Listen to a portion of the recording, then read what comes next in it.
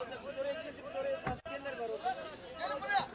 Beyler, gelin bir gelin. Polisler çağırıyor, gelin. Nasıl bir para? Herkes evine. Bizim silahımız bizim. Herkes evine.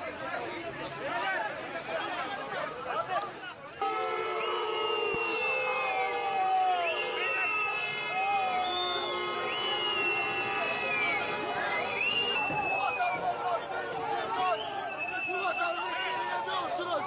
Niye yapıyorsunuz? Neden öyle yapıyorsunuz?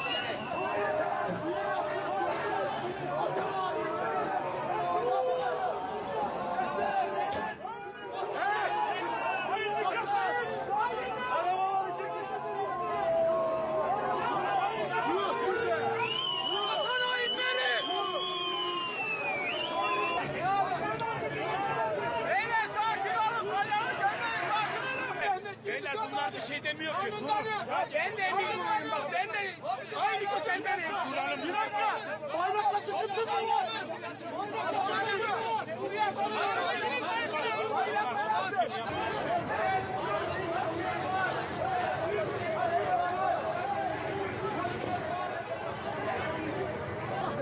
Biraz önce Sayın Erdoğan açıklama yaptı. O da geliyor buraya. Kimseye silah doğru. Çocuk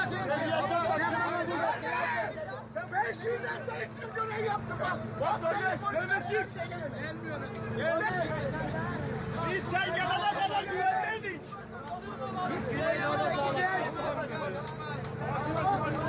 Ya sizin maaşınıza alt gidiyor. Herkesin saygılı olmuyor. Yapma duralım burada.